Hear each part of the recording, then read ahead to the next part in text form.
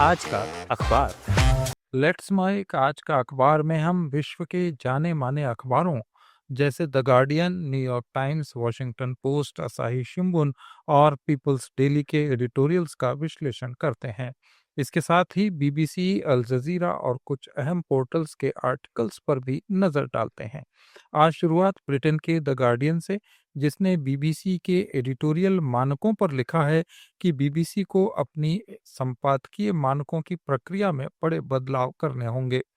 पूर्व सलाहकार Michael Prescott के मेमो से उजागर हुए उदारवादी पूर्वाग्रह के आरोपों के बाद बीबीसी ने अपनी एडिटोरियल गाइडलाइंस और स्टैंडर्ड्स कमेटी को पुनर्गठित करने का फैसला लिया है। ये कदम रॉबी गिब के जैसे कंजर्वेटिव बोर्ड सदस्यों के प्रभाव को कम करेगा। बीबीसी के चेयरमैन ने कहा कि डीजी का पद अब एक व्यक्ति के लिए बहुत बड़ा हो गया है, इसलिए डिप्टी डीजी की भूमिका भी बनाई जाएगी। ये सुधार राजनीतिक प्रभाव को रोकने, शासन को मजबूत करने और ट्रांसपेरेंसी बढ़ाने के लिए जरूरी है, ताकि जनता का बीबीसी पर विश्वास बहाल हो सके। बीबीसी को निष्पक्ष पत्रकारिता का प्रतीक बने रहना होगा और ये बदलाव उसी दिशा में एक कदम है। द गार्डियन का दूसरा लेख जलवायु वार्ताओं पर है, जो कहता है कि संयुक्त राष्ट्र की जलवायु वार्ताओं ने दिखा दिया है कि समय कितना कम बचा है। अमीर और गरीब देशों के बीच सच्चा सौदा ही आगामी जलवायु झटकों का सामना करने में मदद करेगा।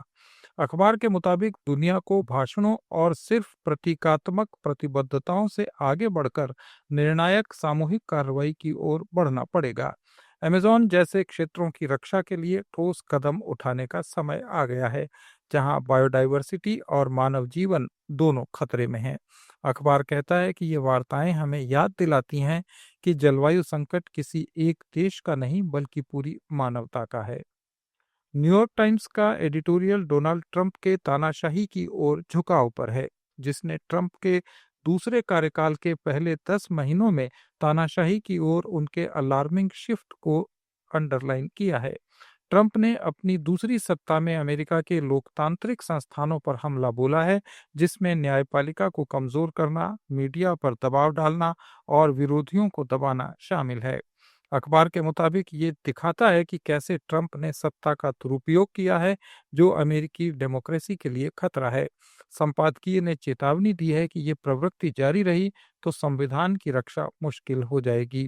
ट्रंप की कार्रवाइयां, जैसा कि उनके पहले अभियान के कवरेज पर मानहानि का मुकदमा, पत्रकारिता की स्वतंत्रता को चुनौती देता है। अमेरिका को इस खतरे से निपटने के लिए एकजुट होना होगा। लेट्स माइक आज का अखबार।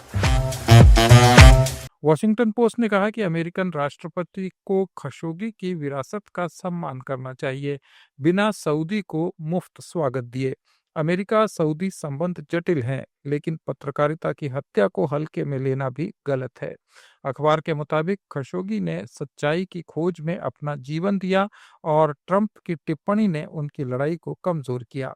वॉशिंगटन पोस्ट का एडिटोरियल कहता है कि अमेरिका को मानव अधिकारों का सम्मान करते हुए अपनी विदेश नीति चलानी चाहिए। अब बात मिडिल ईस्ट की। अल जजीरा ने गाजा पर कहा है कि यूक्रेन संकट में पश्चिम का दोहरा मापदंड साफ दिखता है। गाजा में चुप्पी और यूक्रेन में हथियारों की बौछार। तब तक सच्ची शांति नहीं आएगी जब तक हर जगह एक ही नीति नहीं अपनाई जाएगी। अल जजीरा ने गाजा में अपने पत्रकार अनस अल शरीफ की हत्या की निंदा की, जो इजरायली हमले में मारा गया। यह हमला अस्पताल पर हुआ, जो अंतर्राष्ट्रीय मानदंडों का उल्लंघन है और वॉर क्राइम भी। गाजा में 240 से ज्यादा पत्रकार मारे गए हैं, जिनमें 10 अल जजीरा के हैं। दुनिया को गाजा की आवाज को दबाने से रोकना होगा। पत्रकारिता को सुरक्षा मिलनी चाहिए और इजराइल को जवाबदेह ठहराया जाना चाहिए। बीबीसी ने अपनी संपादकीय जांच पर लिखा है कि बीबीसी को अपनी स्टैंडर्ड पैनल का विस्तार करना होगा और डिप्टी डायरेक्टर जनरल की भूमिका जोड़नी होगी। पूर्वाग्रह विवाद के बाद माइकल प्रेस्कॉट के मेमो ने उदारवादी पूर्वाग्रह के आरोप लगाए, जिससे डायरेक्टर जनरल टिम डेवी और न्यूज हेड डेबोरा टर्नेस ने इस्तीफा दे दिया। ईजीएससी को पुनर्गठित किया जाएगा ताकि राजनीतिक प्रभाव कम हो। बीबीसी ने कहा कि ट्रंप के वीडियो एडिट पर भी जांच चल रही है। बीबीसी को जनता का विश्वास बहाल करने के लिए पारदर्शिता बढ़ानी होगी। जापान का अखबार असाही शिंबुन लिखता है कि जापान को यूक्रेन में वैश्विक शांति प्रयासों का पूरा समर्थन करना चाहिए। अखबार के मुताबिक एशिया से हम देख रहे हैं कि कहीं भी आक्रमण पूरे विश्व के लिए खतरा है। अंतर्राष्ट्रीय कानून को मजबूत करने का यही मौका है। अखबार के मुताबिक अमेरिका को यूक्रेन में स्थायी शांति के लिए ठोस उपाय करने होंगे। जापान को अपनी विदेश नीति में संतुलन बनाना होगा, जहां सुरक्षा और अर्थव्यवस्था दोनों महत्वपूर्ण हैं। ताकाइची कैबिनेट को एशिया में विश्वास बनाने के लिए मुरायामा स्टेटमेंट जैसे सिद्धांतों को बनाए रखना चाहिए। अखबार के मुताबिक जापान की भूमिका वैश्विक स्थिरता के लिए जरूरी है। पाकिस्तान के प्रमुख अखबार डॉन ने तटस्थता की बात की है। डॉन ने लिखा है कि यूक्रेन की जंग पूरी दुनिया की चिंता है। पाकिस्तान जैसे देशों को तटस्थ रहते हुए दोनों देशों को बातचीत की मेज पर लाने की अपील करनी चाहिए।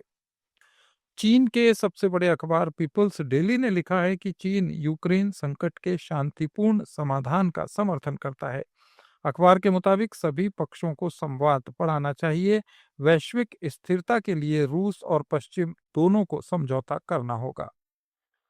बांग्लादेश का अखबार द डेली स्टार लिखता है कि यूक्रेन संकट का असर बांग्लादेश जैसे देशों पर भी पड़ रहा है। यहाँ खाद्य और ईंधन महंगा हो गया है। हमें वैश्विक स्तर पर शांति के लिए दबाव बनाना होगा ताकि आम लोगों की तकलीफें कम हों। और आखिर में बात भारत के अखबारों की। द हिंदू ने लिखा है, भारत को यूक्रेन में न्यायपूर्ण शांति की वकालत करनी चाहिए। हमारा इतिहास हमें यह अधिकार देता है कि हम संतुलित भूमिका निभाएं और वैश्विक स्थिरता के लिए आवाज उठाएं। इंडियन एक्सप्रेस ने घरेलू मुद्दों पर ध्यान दिया है। एक एडिटोरियल में अखबार ने चिंता जताई है कि विकसित देशों के विपरीत भारत को 2060 तक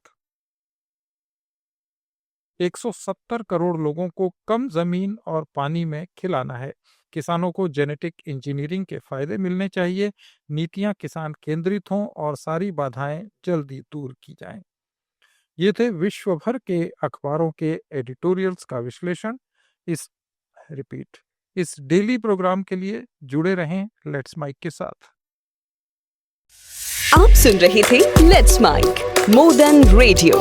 फॉलो कीजिए हमें हमारे सोशल मीडिया प्लेटफॉर्म्स पर। It's time for news. It's time for more than radio. Presenting the first radio news app, Let's Mic. Let's Mic, a news-based app on your phone where you get to watch and listen news, talk shows, interviews, radio show podcasts. On Let's Mic, you get all relevant information of TV, print, radio, podcast, and digital. Let's Mic talks about every segment of life.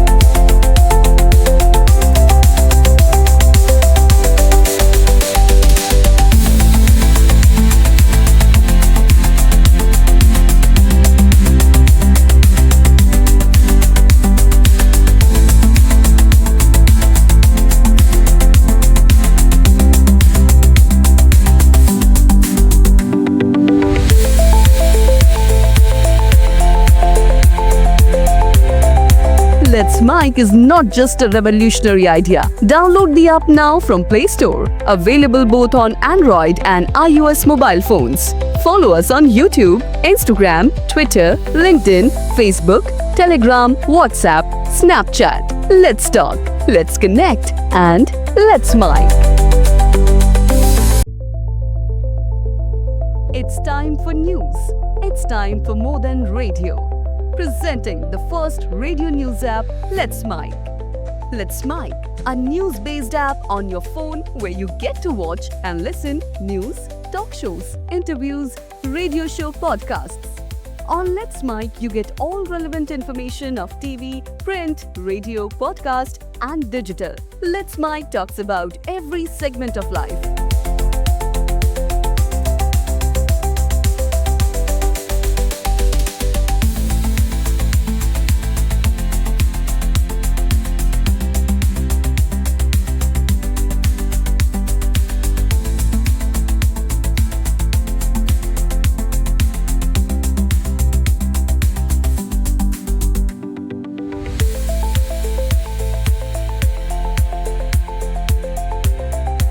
Let's Mike is not just a revolutionary idea.